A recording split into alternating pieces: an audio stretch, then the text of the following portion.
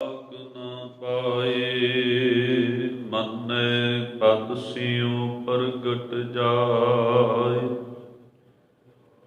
मन्ने मग न चले पंथ मन्ने धर्म सेती सन बंध। ऐसा नाम निरंजन होए जे को मन जाने मन कोए। ऐसा नाम निरंजन होए जे को मन जाने मन कोए। परम सन्मानयोग जुगो जुग अटल चवर छतर तखत दे मल ਸਾਹਿਬ ਸ੍ਰੀ ਗੁਰੂ ਗ੍ਰੰਥ ਸਾਹਿਬ ਮਹਾਰਾਜ ਜੀ ਦੀ ਪਾਵਨ ਗੋਦ ਵਿੱਚ ਜੁੜ ਬੈਠੇ ਗੁਰਮੁਖ ਪਿਆਰੇ ਗੁਰੂ ਸਵਾਰੇ ਸਤ ਸੰਗੀ ਜਨੋ, ਵਡਭਾਗੇ ਹੋ ਸਾਹਿਬਾਂ ਦੀ ਪਾਵਨ ਗੋਦ ਵਿੱਚ ਜੁੜ ਬੈਠ ਕਰਕੇ ਅੰਮ੍ਰਿਤਮਈ ਪਾਵਨ ਬਾਣੀ ਆਸਾ ਕੀ ਵਾਰ ਦਾ ਕੀਰਤਨ ਸ਼ਰਵਣ ਕਰ ਰਹੇ ਸੀ ਤੇ ਆਪਣੇ ਜੀਵਨ ਦੀਆਂ ਅਮੋਲਕ ਘੜੀਆਂ ਨੂੰ ਸਫਲ ਕਰਨ ਦਾ ਯਤਨ ਕਰ ਰਹੇ ਸੀ। ਚੱਲ ਰਹੀ ਜਪ ਬਾਣੀ ਦੀ ਵਿਚਾਰ ਵਿੱਚੋਂ 14 ਨੰਬਰ ਪੌੜੀ ਦੇ ਪਾਠ ਨੂੰ ਆਪ ਜੀ ਨੇ ਸ਼ਰਵਣ ਕੀਤਾ ਹੈ। ਤਿਸ ਦੀ ਵਿਚਾਰ ਨਾਲ ਜੁੜਨਾ ਕਰੀਏ। ਆਓ ਵਿਚਾਰਾਂ ਦੀ ਆਰੰਭਤਾ ਤੋਂ ਪਹਿਲਾਂ ਲਵਾਈਏ ਗੁਰੂ ਚਰਨਾਂ ਦੇ ਵਿੱਚ ਹਾਜ਼ਰੀ। ਗੁਰੂ ਬਖਸ਼ੀ ਫਤਿਹ ਪ੍ਰਵਾਨ ਕਰੋ ਜੀ। ਵਾਹਿਗੁਰੂ ਜੀ ਕਾ ਖਾਲਸਾ ਵਾਹਿਗੁਰੂ ਜੀ ਕੀ ਫਤਿਹ।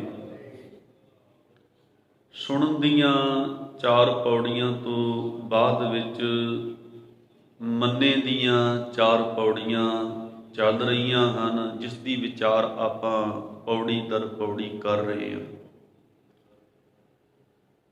ਜੀਵਨ ਦੀ ਸਫਲਤਾ ਦੇ ਵਾਸਤੇ,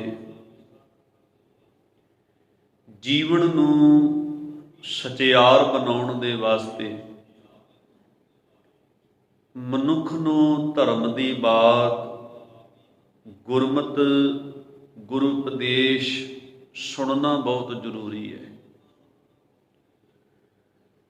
ਤੇ ਸੁਣਨ ਤੋਂ ਬਾਅਦ ਵਿੱਚ ਸਮਝ ਕੇ ਉਸ ਨੂੰ ਮੰਨਣ ਵਿੱਚ ਲਿਆਉਣਾ ਬਹੁਤ ਜ਼ਰੂਰੀ ਹੈ। ਸੁਣੀ ਹੋਈ ਗੱਲ ਸਮਝ ਕੇ ਜਦੋਂ ਧਰਮ ਦੇ ਮਾਰਗ ਦਾ ਪਾਂਧੀ ਉਹਨੂੰ ਮੰਨਣ ਵਿੱਚ ਲੈ ਕੇ ਆਉਂਦਾ ਹੈ ਤੇ ਉਹ ਸਚਿਆਰ ਬਣਦਾ ਹੈ। ਉਹਦੇ ਜੀਵਨ ਵਿੱਚ ਤਬਦੀਲੀ ਆ ਜਾਂਦੀ ਹੈ। ਵਿਚਾਰਾਂ ਵਿੱਚ, ਫੁਰਨਿਆਂ ਵਿੱਚ, ਸੰਸਕਾਰਾਂ ਦੇ ਵਿੱਚ ਸੱਚ ਦਾ ਵਾਸਾ ਹੋ ਜਾਂਦਾ ਹੈ ਤੇ ਗੁਰੂ ਪਾਤਸ਼ਾਹ ਜੀ ਦਾ ਮਨੋਰਥ ਸਾਨੂੰ ਸਚਿਆਰ ਬਣਾਉਣਾ ਹੈ ਤੇ ਸਚਿਆਰ ਉਹ ਬਣ ਸਕੇਗਾ ਜਿਹਨੇ ਗੁਰੂ ਦੀ ਸਿੱਖਿਆ ਨੂੰ ਧਿਆਨ ਨਾਲ ਸੁਣਿਆ, ਸਮਝਿਆ ਤੇ ਫਿਰ ਉਹਨੂੰ ਮੰਨਿਆ, ਉਹਦੇ ਉੱਤੇ ਪਹਿਰਾ ਦਿੱਤਾ। ਵੇਖੋ, ਬਹੁਤ ਸਾਰੀਆਂ ਸਾਖੀਆਂ ਸਿੱਖ ਇਤਿਹਾਸ ਵਿੱਚ ਆਪਾਂ ਪੜ੍ਹਦੇ ਹਾਂ। ਸੱਜਣ ਦਾ ਜੀਵਨ ਕਿਵੇਂ ਬਦਲਿਆ, ਗੁਰੂ ਦੇ ਸ਼ਬਦ ਨੂੰ ਧਿਆਨ ਨਾਲ ਸੁਣਿਆ, ਉਹਨੂੰ ਮੰਨਣ ਵਿੱਚ ਲੈ ਕੇ ਆਂਦਾ, ਸੱਜਣ ਸਚਿਆਰ ਬਣ ਗਿਆ। ਭੂਮੀਆਂ ਗੁਰੂ ਦੇ 3 ਸਿਧਾਂਤ, 3 ਉਪਦੇਸ਼ ਸੁਣਦਾ ਹੈ, ਮੰਨਦਾ ਹੈ, ਪਹਿਰਾ ਦਿੰਦਾ ਹੈ, ਸਚਿਆਰ ਬਣ ਜਾਂਦਾ ਹੈ। ਤੇ ਸੁਣ ਕੇ ਮੰਨਣ ਦੇ ਨਾਲ ਹੀ ਜੀਵਨ ਵਿੱਚ ਤਬਦੀਲੀ ਆਉਣੀ ਆ, ਜੀਵਨ ਸਫਲ ਹੋਣਾ ਵਾ। ਤੇ ਇਹ ਮੰਨਣ ਦੀਆਂ ਪੌੜੀਆਂ ਦੇ ਵਿੱਚੋਂ ਆਪਾਂ 14 ਨੰਬਰ ਪੌੜੀ ਦੇ ਪਾਠ ਨੂੰ ਸ਼ਰਵਣ ਕੀਤਾ ਹੈ ਤੇ ਗੁਰੂ ਨਾਨਕ ਦੇਵ ਪਾਤਸ਼ਾਹ ਜੀ ਸਾਨੂੰ ਸਮਝਾ ਰਹੇ ਨੇ, ਐਸਾ ਨਾਮ ਨਿਰੰਜਨ ਹੋਏ ਜੇ ਕੋ ਮਨ ਜਾਣੇ ਮਨ ਕੋਏ। ਕਿ ਪਰਮਾਤਮਾ ਦਾ ਨਾਮ ਜੋ ਕਾਲਖ ਤੋਂ ਰਹਿਤ ਹੈ, ਜੇ ਕੋਈ ਇਸ ਨਾਮ ਨੂੰ ਆਪਣੇ ਮਨ ਵਿੱਚ ਟਿਕਾ ਲਵੇ, ਵਸਾ ਲਵੇ, ਮੰਨ ਲਵੇ, ਤੇ ਉਹ ਵੀ ਕਾਲਖ ਤੋਂ ਰਹਿਤ ਹੋ ਸਕਦਾ ਹੈ, ਸਚਿਆਰ ਬਣ ਸਕਦਾ ਹੈ, ਪਰਮਾਤਮਾ ਦਾ ਰੂਪ ਹੋ ਸਕਦਾ ਹੈ। ਤੇ ਨਾਮ ਨੂੰ, ਗੁਰੂ ਦੀ ਸਿੱਖਿਆ ਨੂੰ ਮਨ ਵਿੱਚ ਟਿਕਾਉਣ ਦੇ ਨਾਲ, ਮੰਨਣ ਵਿੱਚ ਲਿਆਉਣ ਦੇ ਨਾਲ ਹੋਰ ਕਿਹੜਾ ਮਨੁੱਖ ਨੂੰ ਫਲ ਪ੍ਰਾਪਤ ਹੁੰਦਾ ਹੈ, ਜੀਵਨ ਦੀ ਦਸ਼ਾ ਕਿਹੋ ਜਿਹੀ ਬਣਦੀ ਹੈ, ਉਹ ਗੁਰੂ ਪਾਤਸ਼ਾਹ ਜੀ ਉੱਪਰਲੀਆਂ ਪੰਕਤੀਆਂ ਵਿੱਚ ਬਿਆਨ ਕਰਕੇ ਦੱਸ ਰਹੇ ਆ। ਗੁਰੂ ਜੀ ਕਹਿ ਰਹੇ ਨੇ, ਜੇ ਗੁਰੂ ਦੀ ਸਿੱਖਿਆ ਨੂੰ ਮੰਨ ਲਵੇ, ਆਪਣੇ ਮਨ ਵਿੱਚ ਟਿਕਾ ਲਵੇ, ਧਾਰਨ ਕਰ ਲਵੇ, ਫਿਰ ਕੀ ਹੋਏਗਾ? ਮੰਨੈ ਮਾਰਗ ਠਾਕ ਨਾ ਪਾਏ, ਵੀ ਉਹਦੇ ਜੀਵਨ ਦੇ ਰਸਤੇ ਵਿੱਚ ਕੋਈ ਰੁਕਾਵਟ ਨਹੀਂ ਖੜੀ ਹੋਵੇਗੀ। ਠਾਕ ਦਾ ਅਰਥ ਹੁੰਦਾ ਹੈ ਰੁਕਾਵਟ, ਠਾਕ ਦਾ ਅਰਥ ਹੁੰਦਾ ਹੈ ਵਿਘਨ। ਵਿਘਨ ਵੀ ਰੁਕਾਵਟ ਹੀ ਹੁੰਦੀ ਹੈ। ਉਹਦੇ ਜੀਵਨ ਦੇ ਰਸਤੇ ਵਿੱਚ, ਭਾਵ ਸਚਿਆਰ ਬਣਨ ਦੇ ਵਿੱਚ ਕੋਈ ਰੋਕ, ਕੋਈ ਵਿਘਨ ਨਹੀਂ ਪਵੇਗਾ। ਹੁਣ ਸਚਿਆਰ ਬਣਨ ਦੇ ਵਿੱਚ ਸਭ ਤੋਂ ਵੱਡੀ ਰੋਕ ਕਿਹੜੀ ਹੈ? ਝੂਠ ਦੀ, ਕੂੜ ਦੀ। ਕੂੜ, ਝੂਠ ਮਨੁੱਖ ਨੂੰ ਸੱਚ ਬੋਲਣ ਵੀ ਨਹੀਂ ਦਿੰਦਾ ਤੇ ਸੱਚ ਦੇ ਮਾਰਗ ਤੇ ਤੁਰਨ ਵੀ ਨਹੀਂ ਦਿੰਦਾ। ਝੂਠ ਦੇ ਪ੍ਰਭਾਵ ਹੇਠਾਂ ਜੇ ਮਨੁੱਖ ਜ਼ਿੰਦਗੀ ਜੀ ਰਿਹਾ ਹੈ ਤੇ ਮਤ ਸਮਝੋ ਕਿ ਉਹ ਸੱਚ ਬੋਲ ਸਕੇਗਾ, ਜਾਂ ਸੱਚ ਦੇ ਉੱਤੇ ਪਹਿਰਾ ਦੇ ਸਕੇਗਾ, ਜਾਂ ਸੱਚ ਦੇ ਰਸਤੇ ਤੇ ਤੁਰ ਸਕੇਗਾ, ਕਿਉਂਕਿ ਝੂਠ ਨਾਲ ਸੰਬੰਧ ਆਪਣਾ ਜੋੜ ਕੇ ਉਹ ਜ਼ਿੰਦਗੀ ਬਤੀਤ ਕਰ ਰਿਹਾ ਹੈ। ਕਈ ਵਾਰੀ ਮਨੁੱਖ ਜਦੋਂ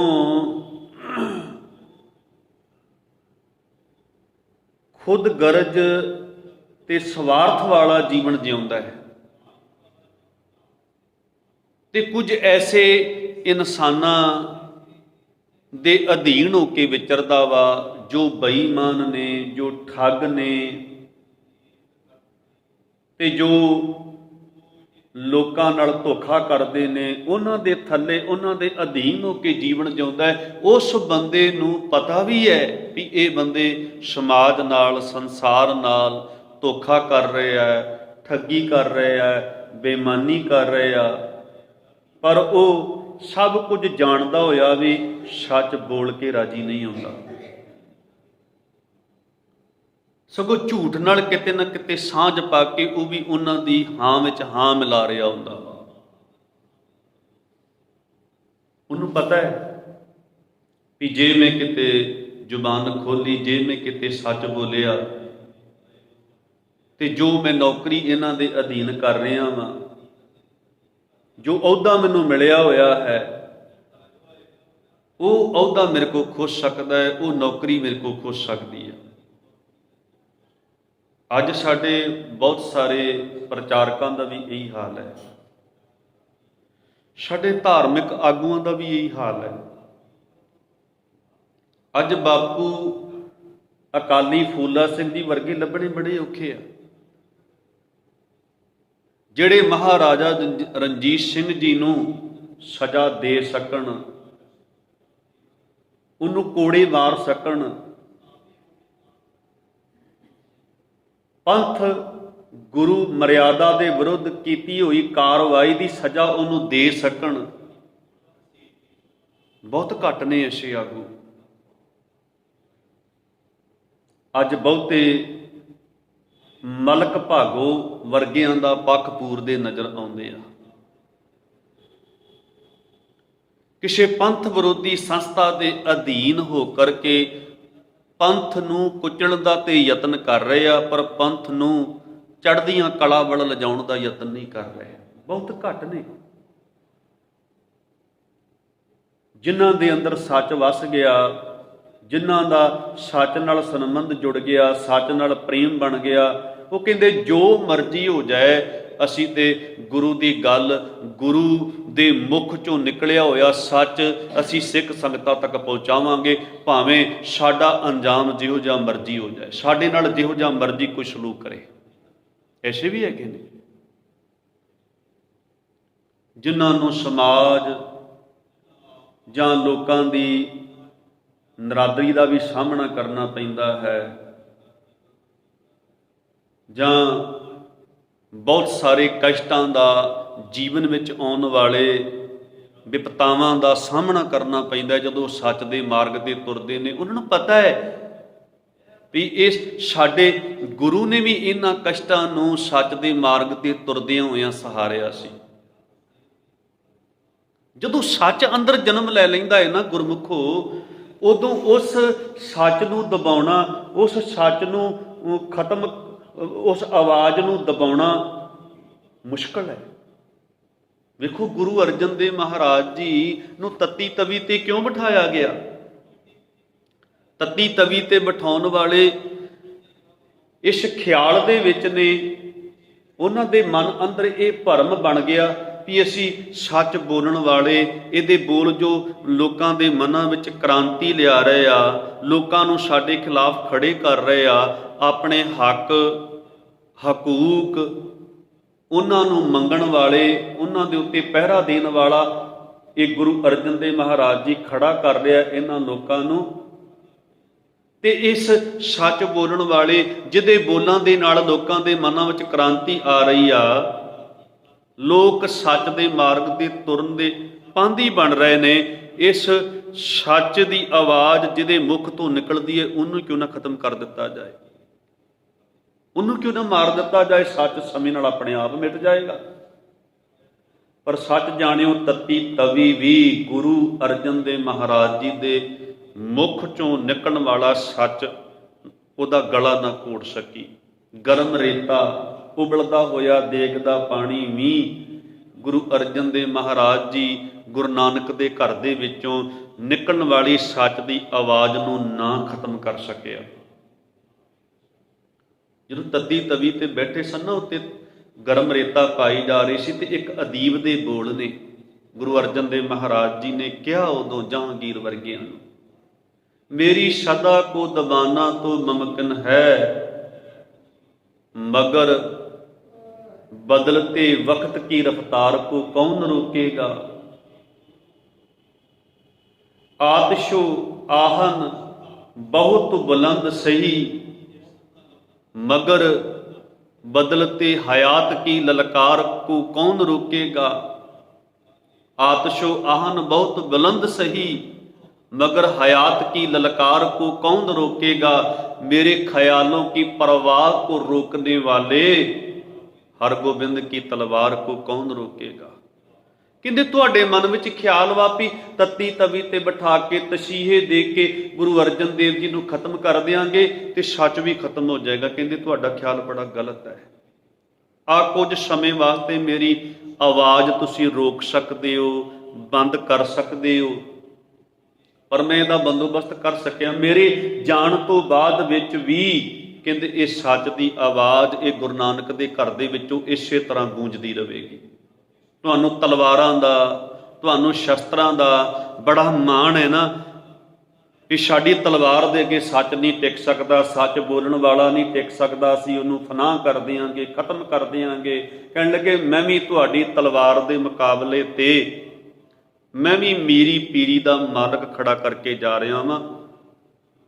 ਉਹਦੇ ਕੋਲ ਦੋ ਕਿਰਪਾਨਾਂ ਹੋਣਗੀਆਂ, ਇੱਕ ਮੀਰੀ ਦੀ ਇੱਕ ਪੀਰੀ ਦੀ, ਤੇ ਤੁਹਾਡੀ ਤਲਵਾਰ ਨੂੰ ਖੁੰਡਿਆਂ ਕਰਨ ਦਾ ਬੰਦੋਬਸਤ ਕਰ ਗਿਆ ਵਾਂ। ਤੁਸੀਂ ਤਲਵਾਰ ਦੇ ਜ਼ੋਰ ਦੇ ਨਾਲ ਸੱਚ ਨੂੰ ਮਿਟਾ ਦੇਣਾ ਚਾਹੁੰਦੇ ਹੋ। ਕਹਿੰਦੇ ਉਹ ਤਲਵਾਰ ਕਿਰਪਾਨ ਹੱਥ ਵਿੱਚ ਫੜ ਕੇ ਸੱਚ ਦੀ ਰੱਖਿਆ ਕਰੇਗਾ। ਸੱਚ ਨੂੰ ਤੁਸੀਂ ਨਹੀਂ ਰੋਕ ਸਕਦੇ। ਵੇਖੋ ਗੁਰੂ ਘਰ ਦੇ ਵਿੱਚ ਇਸ ਸੱਚ ਨੂੰ ਜਿਉਂਦਾ ਰੱਖਣ ਵਾਸਤੇ ਸੱਚ ਦੇ ਮਾਰਗ ਤੇ ਤੁਰਨ ਵਾਲਿਆਂ ਪਾਂਧੀਆਂ ਨੇ ਆਪਣੇ ਬੱਚਿਆਂ ਦੇ ਕਲੇਜੇ ਕਢਾ ਕੇ ਮੂੰਹ ਦੇ ਵਿੱਚ ਪਵਾ ਲੈ, ਆਪਣੇ ਸ਼ੀਸ਼ ਧੜ ਤੋਂ ਜੁਦਾ ਕਰਵਾ ਲੈ, ਆਪਣੀਆਂ ਖੋਪੜੀਆਂ ਰੰਬੀਆਂ ਨਾਲ ਉਖੜਵਾ ਲਈਆਂ। ਬੀਬੀਆਂ ਨੇ ਆਪਣੇ ਬੱਚਿਆਂ ਦੇ ਟੋਟੇ ਟੋਟੇ ਕਰਕੇ ਗਲਾਂ ਵਿੱਚ ਹਾਰ ਪਵਾ ਲਏ। ਗੁਰੂ ਗੋਬਿੰਦ ਸਿੰਘ ਮਹਾਰਾਜ ਜੀ ਦੇ 2 ਲਾਲ ਚਮਕੌਰ ਦੀ ਗੜੀ ਵਿੱਚ ਸ਼ਹੀਦ ਹੋ ਗਏ। ਸੱਚ ਦੇ ਖਾਤਰ ਤੇ ਸ਼ਹੀਦ ਹੋਏ, ਧਰਮ ਦੇ ਖਾਤਰ ਤੇ ਸ਼ਹੀਦ ਹੋਏ। 2 ਨਿੱਕੀਆਂ ਜਿੰਦਾਂ ਨੀਹਾਂ ਵਿੱਚ ਚਿਣ ਕੇ ਸ਼ਹੀਦ ਕਰ ਦਿੱਤੀਆਂ ਗਈਆਂ। ਕਿੱਡਾ ਵੱਡਾ ਸਾਡਾ ਇਤਿਹਾਸ ਹੈ। ਜਦੋਂ ਸੱਚ ਅੰਦਰ ਪੈਦਾ ਹੋ ਜਾਂਦਾ ਹੈ, ਸੱਚ ਆ ਕੇ ਟਿਕ ਜਾਂਦਾ ਹੈ, ਫਿਰ ਉਹਨੂੰ ਦੁਨੀਆ ਦੀ ਕੋਈ ਤਾਕਤ ਦਬਾ ਨਹੀਂ ਸਕਦੀ, ਉਹਨੂੰ ਮੇਟ ਨਹੀਂ ਸਕਦੀ। ਪ੍ਰਹਿਲਾਦ ਦੇ ਅੰਦਰ ਸੱਚ ਨੇ ਜਨਮ ਲੈ ਲਿਆ। ਉਹਦਾ ਆਪਣਾ ਪਿਤਾ ਬੜਾ ਯਤਨ ਕਰਦਾ ਰਿਹਾ ਵੀ ਮੈਂ ਪ੍ਰਹਿਲਾਦ ਨੂੰ ਖਤਮ ਕਰ ਦਿਆਂ, ਇਹਦੇ ਅੰਦਰੋਂ ਨਿਕਲਣ ਵਾਲੀ ਸੱਚ ਦੀ ਆਵਾਜ਼ ਨੂੰ ਦਬਾ ਦਿਆਂ, ਪਰ ਨਾ ਦਬਾ ਸਕਿਆ। ਤੇ ਗੁਰੂ ਪਾਤਸ਼ਾਹ ਜੀ ਕਹਿੰਦੇ ਜਦੋਂ ਸੱਚ ਅੰਦਰ ਆ ਕੇ ਜਨਮ ਲੈ ਲੈਂਦਾ ਵਾ, ਜਦੋਂ ਕੂੜ ਅੰਦਰੋਂ ਨਿਕਲ ਜਾਂਦਾ ਵਾ, ਤੇ ਉਦੋਂ ਸੱਚ ਦੇ ਮਾਰਗ ਤੇ ਤੁਰਨ ਦੀ ਕੋਈ ਰੁਕਾਵਟ, ਕੋਈ ਵਿਘਨ ਖੜਾ ਨਹੀਂ ਹੁੰਦਾ। ਤੇ ਵਿਘਨ ਉਦੋਂ ਹੀ ਖੜੇ ਹੁੰਦੇ ਆ ਜਿੰਨਾ ਚਿਰ ਮਨੁੱਖ ਕੂੜ ਦੇ ਨਾਲ ਸਾਂਝ ਪਾ ਕੇ ਜ਼ਿੰਦਗੀ ਜਿਉ ਰਿਹਾ ਵਾ। ਮੰਨੇ ਮਾਰਗ ਠਾਕ ਨਾ ਪਾਏ, ਇਹ ਤਾਂ ਸੱਚ ਦੀ ਗੱਲ ਹੋ ਗਈ। ਹੁਣ ਸੰਤੋਖ ਸਬਰ ਦੇ ਮਾਰਗ ਤੇ ਤੁਰਨ ਦੇ ਵਿੱਚ ਰੁਕਾਵਟ ਕੌਣ ਖੜੀ ਕਰਦਾ? ਲੋਭ। ਲੋਭ ਜਿਹੜਾ ਹੈ ਮਨੁੱਖ ਨੂੰ ਸਬਰ ਸੰਤੋਖ ਦੀ ਜ਼ਿੰਦਗੀ ਨਹੀਂ ਜਿਉਣ ਦੇਵੇਗਾ। ਕਿਸੇ ਗਰੀਬ ਦੀ ਤਲੀ ਤੇ, ਕਿਸੇ ਲੋੜਵੰਦ ਦੀ ਤਲੀ ਤੇ ਕੁਝ ਰੱਖਣ ਨਹੀਂ ਦੇਵੇਗਾ, ਕਿ ਉਹ ਲੋਭੀ ਦਾ ਤੇ ਆਪਣੇ ਪੇਟ ਕੋ ਨਹੀਂ ਭਰਦਾ। ਉਹ ਕਿਸੇ ਦੂਜੇ ਦੀ ਤਲੀ ਤੇ ਕਿਵੇਂ ਰੱਖੇਗਾ? ਕਿਸੇ ਦੂਜੇ ਦੇ ਉੱਤੇ ਕਿਵੇਂ ਉਹ ਪਰਉਪਕਾਰ ਕਰੇਗਾ? ਲੋਭੀ ਬੰਦਾ ਤੇ ਆਪਣਿਆਂ ਭਰਾਵਾਂ ਨਾਲ, ਆਪਣੇ ਮਾਂ-ਬਾਪ ਦਾ ਵੀ ਹੱਕ, ਉਹਨਾਂ ਨਾਲ ਵੀ ਧੋਖਾ ਕਰ ਜਾਂਦਾ ਹੈ, ਖਾ ਜਾਂਦਾ ਹੈ, ਹੱਕ ਉਹਨਾਂ ਦਾ ਮਾਰ ਜਾਂਦਾ ਹੈ। ਸਮਾਜ ਸੰਸਾਰ ਦੀ ਲੋੜ ਤੇ ਪੂਰੀ ਕਰਨੀ ਕਿਤੇ ਰਹੀ। ਅੱਗੇ ਵੀ ਕਈ ਵਾਰੀ ਆਪਾਂ ਬਚਨ ਕਰਦੇ ਹਾਂ ਵੀ ਸੇਵ ਕੀਤੀ ਸੰਤੋਖੀ ਜਿਨੀ ਸੱਚੋ ਸਾਜ ਧਿਆਇਆ। ਲੋੜਵੰਦਾਂ ਗਰੀਬਾਂ ਦੀ, ਸਮਾਜ ਦੀ ਕੋਈ ਸੇਵਾ ਕੀਤੀ ਤੇ ਸੰਤੋਖੀ ਬੰਦਿਆਂ ਨੇ ਕੀਤੀ ਹੈ, ਜਿਨ੍ਹਾਂ ਦੇ ਅੰਦਰ ਸਬਰ ਸੰਤੋਖ ਸੱਚ ਵਰਗੇ ਗੁਣ ਭਰੇ ਹੋਏ ਨੇ। ਲੋਭੀ ਬੰਦਾ ਤੇ ਸੇਵਾ ਦੇ ਨਾਮ ਤੇ ਵੀ ਲੁੱਟੀ ਜਾਏਗਾ ਲੋਕਾਂ ਨੂੰ। ਸੋ ਸਬਰ ਸੰਤੋਖ ਦੇ ਮਾਰਗ ਤੇ ਤੁਰਨ ਦੀ ਜਿਹੜੀ ਰੁਕਾਵਟ ਹੈ ਉਹ ਲੋਭ ਹੈ।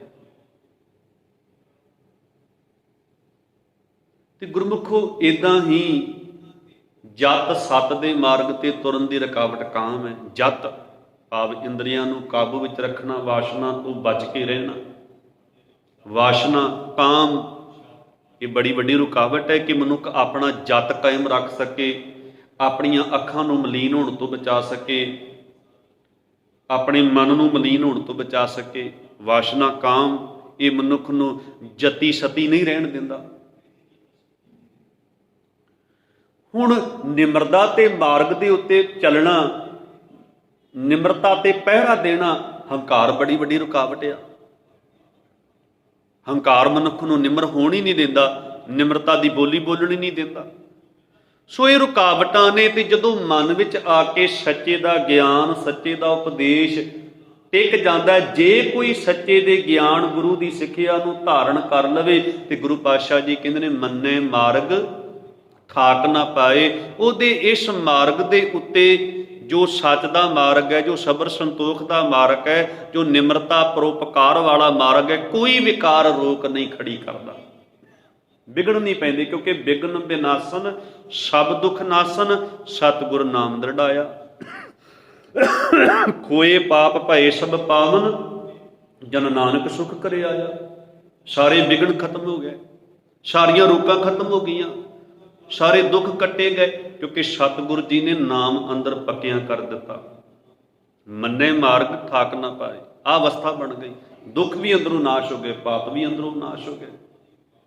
ਗੁਰੂ ਜੀ ਕਹਿ ਰਹੇ ਨੇ ਮੰਨੇ ਮਾਰਗ ਠਾਕ ਨਾ ਪਾਏ। ਅੱਗੇ ਕਹਿੰਦੇ ਮੰਨੇ ਪਤ ਸਿਉ ਪ੍ਰਗਟ ਜਾਏ। ਕਹਿੰਦੇ ਨੇ ਪ੍ਰਗਟ ਹੋ ਜਾਂਦਾ ਹੈ, ਇੱਜ਼ਤ ਵਾਲਾ ਬਣ ਜਾਂਦਾ ਹੈ, ਇੱਜ਼ਤ ਵਾਲਾ, ਉਜਲੇ ਮੁਖ ਵਾਲਾ ਹੋ ਕੇ ਪ੍ਰਗਟ ਹੁੰਦਾ ਹੈ। ਹੁਣ ਗੁਰਮੁਖੋ, ਮਨੁੱਖ ਚੰਗੇ ਕਰਮਾਂ ਕਰਕੇ ਵੀ ਰਾਤੋਂ ਰਾਤ ਪ੍ਰਗਟ ਹੋ ਸਕਦਾ ਹੈ, ਮੰਦੇ ਕਰਮ ਕਰਕੇ ਵੀ ਰਾਤੋਂ ਰਾਤ ਪ੍ਰਗਟ ਹੋ ਸਕਦਾ ਹੈ। ਹੁਣ ਕੋਈ ਬੰਦਾ ਚੋਰੀ ਕਰਦਾ ਹੋਇਆ, ਮਾੜਾ ਕੰਮ ਕਰਦਾ ਹੋਇਆ ਰਾਤੋਂ ਰਾਤ ਫੜਿਆ ਗਿਆ, ਜਿਵੇਂ ਡਾਕਟਰ ਕਿਡਨੀਆਂ ਕੱਢਦਾ ਹੋਇਆ ਫੜਿਆ ਗਿਆ, ਤੇ ਰਾਤੋਂ ਰਾਤ ਅਖਬਾਰਾਂ ਛਪ ਜਾਂਦੀਆਂ ਨੇ, ਸਵੇਰੇ ਟੈਲੀਵਿਜ਼ਨ ਅਖਬਾਰਾਂ ਤੇ ਉਹਦੀ ਫੋਟੋ ਹੋ ਜਾਂਦੀ ਹੈ। ਉਸ ਦੇ ਮੰਦੇ ਕਰਮ ਨੇ ਉਹਨੂੰ ਮੰਦੇ ਰੂਪ ਦੇ ਵਿੱਚ ਪ੍ਰਗਟ ਕਰ ਦਿੱਤਾ।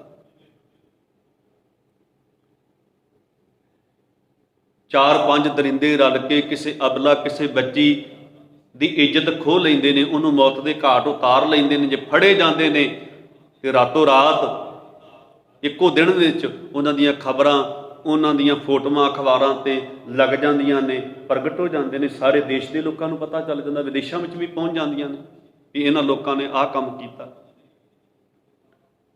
ਤੇ ਜੇ ਕਿਸੇ ਡਾਕਟਰ ਨੇ ਕਿਸੇ ਗਰੀਬ ਦਾ ਬਿਨਾਂ ਪੈਸਿਆਂ ਲਿਆਂ ਇਲਾਜ ਕਰ ਦਿੱਤਾ,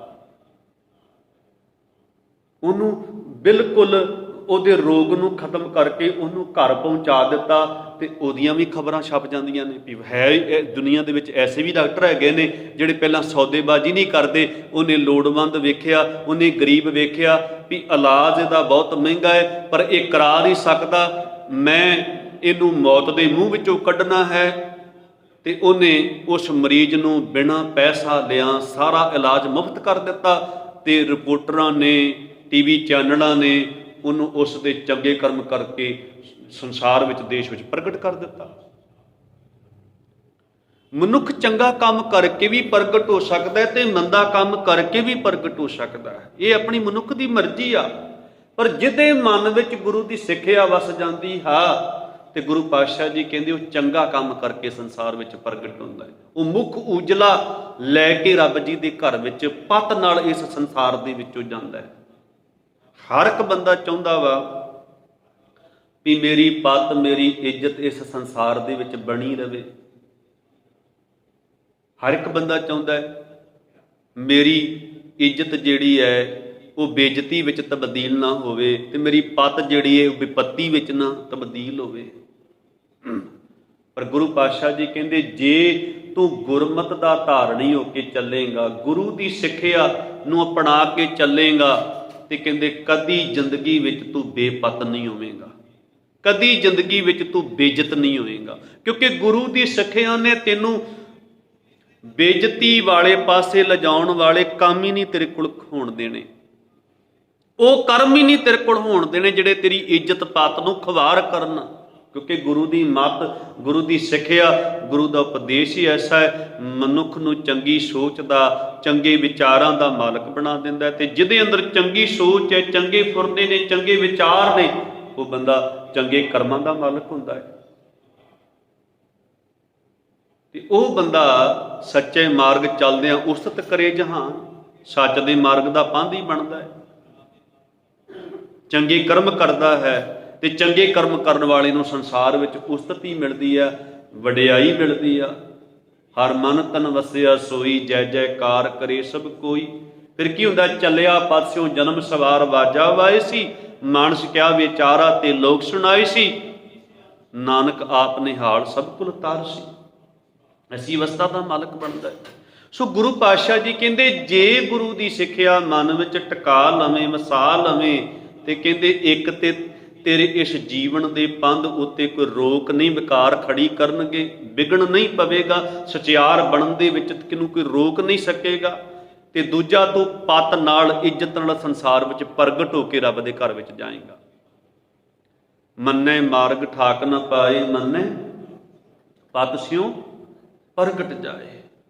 ਜਿਨ੍ਹਾਂ ਨੇ ਮੰਨੀ ਗੁਰੂ ਦੀ ਗੱਲ, ਸਿੱਖਿਆ ਦੇ ਉੱਤੇ ਪਹਿਰਾ ਦੇ ਕੇ ਜ਼ਿੰਦਗੀ ਬਤੀਤ ਕੀਤੀ, ਉਹ ਸੰਸਾਰ ਦੇ ਵਿੱਚ ਪ੍ਰਗਟ ਹੋ ਗਏ, ਇੱਜ਼ਤ ਕਰਕੇ, ਪੱਤ ਕਰਕੇ ਸਨਮਾਨੇ ਗਏ। ਬਾਬਾ ਬੁੱਢਾ ਜੀ ਵਰਗੇ, ਕਿੰਨਾ ਸਤਿਕਾਰ ਹੈ ਸਿੱਖ ਪੰਥ ਦੇ ਅੰਦਰ ਉਹਨਾਂ ਦੇ ਪ੍ਰਤੀ। ਬਾਬਾ ਦੀਪ ਸਿੰਘ ਜੀ ਵਰਗੇ, ਹਰੀ ਸਿੰਘ ਨਲੂਏ ਜੀ ਵਰਗੇ, ਭਾਈ ਤਾਰੂ ਸਿੰਘ ਜੀ ਵਰਗੇ, ਕਿੰਨਾ ਸਤਿਕਾਰ ਹੈ ਉਹਨਾਂ ਦੇ ਪ੍ਰਤੀ ਪੰਥ ਦੇ ਅੰਦਰ। ਜੱਸਾ ਸਿੰਘ ਆਲੂਵਾਲੀਆ ਜੀ, ਜੱਸਾ ਸਿੰਘ ਰਾਮਗੜੀਆ ਜੀ, ਕਿੰਨਾ ਸਤਿਕਾਰ ਇਹਨਾਂ ਮਹਾਨ ਹਸਤੀਆਂ ਦੇ ਪ੍ਰਤੀ ਪੰਥ ਦੇ ਅੰਦਰ, ਸਿੱਖ ਸਮਾਜ ਦੇ ਅੰਦਰ। ਕਿਉਂਕਿ ਪੱਤ ਨੂੰ ਪ੍ਰਗਟ ਕਰਕੇ ਗਏ ਨੇ, ਕਰਮ ਐਸੇ ਕੀਤੇ, ਜੀਵਨ ਐਸਾ ਜਿਉਇਆ ਵੀ ਉਹ ਪੂਰਨੇ ਪਾ ਗਿਆ ਉਹਨਾਂ ਦਾ ਜੀਵਨ। ਮਾਣ ਨਾਲ, ਫਕਰ ਨਾਲ ਅੱਜ ਸਿੱਖ ਕਹਿੰਦਾ ਵੀ ਜੱਸਾ ਸਿੰਘ ਰਾਮਗੜੀਆ ਵਰਗਾ ਸਿੱਖ ਹੋਣਾ ਚਾਹੀਦਾ ਹੈ, ਜੱਸਾ ਸਿੰਘ ਆਹਲੂਵਾਲੀਆ ਵਰਗਾ ਜਰਨੈਲ ਹੋਣਾ ਚਾਹੀਦਾ ਵਾ, ਹਰੀ ਸਿੰਘ ਨਲੂਏ ਵਰਗਾ ਯੋਧਾ ਹੋਣਾ ਚਾਹੀਦਾ ਵਾ, ਜਿਹਦੇ ਕੋਲ 22-23 ਸਾਲਾਂ ਦੀ ਇੱਕ ਅਫਗਾਨੀ ਔਰਤ ਆਉਂਦੀ ਆ ਤੇ ਮੰਦੀ ਭਾਵਨਾ ਲੈ ਕੇ ਆਂਦੀ ਹੈ ਵੀ ਮੇਰੇ ਨਾਲ ਸੰਗ ਕਰ, ਮੇਰੀ ਕੁੱਖ ਦੇ ਵਿੱਚੋਂ ਤੇਰਾ ਬੱਚਾ ਹੋਣ, ਤੇਰੇ ਵਰਗਾ ਲਾਲ ਹੋਣਾ ਚਾਹੀਦਾ ਹੈ। ਉਹ ਕਹਿੰਦਾ ਫਿਰ ਜੇ ਮੇਰੇ ਵਰਗਾ ਲਾਲ ਚਾਹੀਦਾ ਹੈ ਨਾ, ਫਿਰ ਮੇਰੇ ਬੱਗੇ ਦਾੜੇ ਨੂੰ ਨਾ ਵੇਖੀ, ਮੇਰੇ ਵਰਗਾ ਤੇ ਫਿਰ ਮੈਂ ਹੀ ਆ। ਅੱਜ ਤੋਂ ਤੂੰ ਮੇਰੀ ਮਾਂ ਤੇ ਮੈਂ ਤੇਰਾ ਪੁੱਤ, ਤੂੰ ਮੇਰੀ ਮਾਂ ਹੈ, ਮੈਂ ਤੇਰਾ ਪੁੱਤ। 23 ਸਾਲਾਂ ਦੀ ਉਸ ਅਫਗਾਨੀ ਔਰਤ ਨੂੰ 52-53 ਸਾਲ ਦਾ ਹਰੀ ਸਿੰਘ ਨਲਵਾ ਆਪਣੀ ਮਾਂ ਬਣਾ ਲੈਂਦਾ। ਮੰਨੇ ਪਾਸਿਓਂ ਪ੍ਰਗਟ ਜਾਏ। ਇਹ ਗੁਰੂ ਦੀ ਸਿੱਖਿਆ ਜਦੋਂ ਹਿਰਦੇ ਵਿੱਚ ਵਸ ਜਾਂਦੀ ਹੈ, ਬੰਦਾ ਇੱਜ਼ਤ ਪੱਤ ਇਸ ਸੰਸਾਰ ਦੇ ਵਿੱਚ ਪ੍ਰਗਟ ਕਰਕੇ ਸੋਹਣਾ ਨਾਮਣਾ ਖੱਟ ਕੇ ਸੰਸਾਰ ਦੇ ਵਿੱਚੋਂ ਜਾਂਦਾ ਵਾ। ਅੱਗੇ ਕਹਿੰਦੇ ਨੇ ਮੰਨੈ ਮੱਗ ਨਾ ਚੱਲੇ ਪੰਥ। ਜਦੋਂ ਗੁਰੂ ਦੀ ਸਿੱਖਿਆ, ਗੁਰੂ ਦਾ ਉਪਦੇਸ਼ ਮਨ ਵਿੱਚ ਕੋਈ ਧਾਰਨ ਕਰ ਲੈਂਦਾ ਵਾ, ਟਿਕਾ ਲੈਂਦਾ ਵਾ, ਤੇ ਬਹੁਤ ਸਾਰੇ ਜਿਹੜੇ ਜਥੇਬੰਦੀਆਂ ਨੇ ਜਾਂ ਧਰਮ ਨੇ, ਉਹਨਾਂ ਦੇ ਵਖਰੇਵੇ ਦੇ ਵਿੱਚ ਉਹ ਖਚਤ ਨਹੀਂ ਹੁੰਦਾ। ਇੱਕੋ ਗੁਰੂ ਦੇ ਦਰਸਾਏ ਹੋਏ ਮਾਰਗ ਤੇ ਉਹ ਤੁਰਦਾ ਹੈ, ਤੇ ਇੱਕੋ ਮਾਰਗ ਤੇ ਚੱਲਣ ਵਾਲੇ ਨੂੰ ਗੁਰੂ ਅਰਜਨ ਦੇਵ ਜੀ ਪਤਾ ਕੀ ਆਂਦੇ ਆ? ਸੰਤ ਕਾ ਮਾਰਗ ਧਰਮ ਕੀ ਪੌੜੀ, ਕੋ ਵਡ ਭਾਗੀ ਪਾਏ, ਕੋੜ ਜਨਮ ਕੇ ਕਿਲ ਵਿਖ ਨਾਸੇ, ਹਰ ਚਰਣੀ ਚਿਤ ਲਾਏ। ਮੇਰੇ ਗੁਰੂ ਨਾਨਕ ਨੇ ਜੋ ਮੈਨੂੰ ਮਾਰਗ ਦੱਸ ਦਿੱਤਾ ਹੈ, ਮੈਂ ਤੇ ਉਸੇ ਮਾਰਗ ਤੇ ਤੁਰਨਾ ਹੈ। ਮੇਰੇ ਗੁਰੂ ਗ੍ਰੰਥ ਸਾਹਿਬ ਮਹਾਰਾਜ ਜੀ ਨੇ ਜੋ ਮੈਨੂੰ ਰਸਤਾ ਜੀਵਨ ਜਿਉਣ ਦਾ ਦੱਸਿਆ ਹੈ, ਮੈਂ ਤੇ ਉਸੇ ਰਸਤੇ ਤੇ ਤੁਰਨਾ। ਮੈਂ ਇੱਧਰ ਉੱਧਰ ਖੱਬੇ ਪਾਸੇ ਨਹੀਂ ਜਾਣਾ, ਤੇ ਫਿਰ ਮੈਂ ਕਿਸੇ ਦੂਸਰੇ ਪੰਥ ਨੂੰ, ਕਿਸੇ ਦੂਸਰੇ ਮਜ਼ਹਬ ਨੂੰ ਮਾੜਾ ਵੀ ਨਹੀਂ ਆਖਣਾ, ਵਖਰੇਵਾ ਵੀ ਨਹੀਂ ਖੜਾ ਕਰਨਾ। ਹਾਂ, ਜਿਹੜੀਆਂ ਮਾੜੀਆਂ ਕੁਰੀਤੀਆਂ ਨੇ ਜਾਂ ਧਰਮ ਦੇ ਨਾਂ ਤੇ ਠੱਗੀਆਂ ਬੇਈਮਾਨੀਆਂ ਨੇ ਜੋ ਧਰਮ ਦੇ ਵਿੱਚ ਸ਼ਾਮਲ ਹੋ ਕੇ ਕਰਦੇ ਨੇ, ਉਹਨਾਂ ਦਾ ਜ਼ਿਕਰ ਕਰਕੇ ਮੈਂ ਲੋਕਾਂ ਨੂੰ ਸੁਚੇਤ ਤੇ ਅਵੇਅਰ ਜ਼ਰੂਰ ਕਰਾਂਗਾ।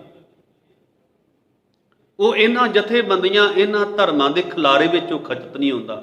ਮੰਨੇ ਮੱਗ ਨਾ ਚੱਲੇ ਪੰਥ। ਬਹੁਤਿਆਂ ਰਸਤਿਆਂ ਦੇ ਉੱਤੇ ਭਟਕਦਾ ਨਹੀਂ, ਉਹ ਇੱਕੋ ਗੁਰੂ ਦਾ ਜੋ ਮਾਰਗ ਉਹਨੂੰ ਗੁਰੂ ਨੇ ਦੇ ਦਿੱਤਾ, ਉਸ ਮਾਰਗ ਤੇ ਉਹ ਤੁਰਦਾ ਵਾ। ਮੰਨੇ ਮੱਗ ਨਾ ਚੱਲੇ ਪੰਥ। ਅੱਗੇ ਕਹਿੰਦੇ ਮੰਨੇ ਧਰਮ ਸੇਤੀ ਸੰਬੰਧ। ਜਿਹੜਾ ਗੁਰੂ ਦੀ ਸਿੱਖਿਆ ਨੂੰ ਆਪਣੇ ਮਨ ਵਿੱਚ ਧਾਰਨ ਕਰ ਲੈਂਦਾ ਹੈ, ਮਨ ਵਿੱਚ ਟਿਕਾ ਤੇ ਵਸਾ ਲੈਂਦਾ ਵਾ, ਧਰਮ ਨਾਲ ਸੰਬੰਧ ਬਣ ਜਾਂਦਾ ਉਹਦਾ। ਧਰਮ ਦਾ ਅਰਥ ਕੇਵਲ ਚਿੰਨ੍ਹ ਧਾਰਨ ਕਰਕੇ ਜਾਂ ਕੋਈ ਪੂਜਾ ਪਾਠ ਕਰਨਾ ਨਹੀਂ ਹੁੰਦਾ। ਧਰਮ ਦਾ ਅਰਥ ਹੈ ਕਿ ਆਪਣੇ ਫਰਜ਼ਾਂ ਨੂੰ ਪਹਿਚਾਨਣਾ।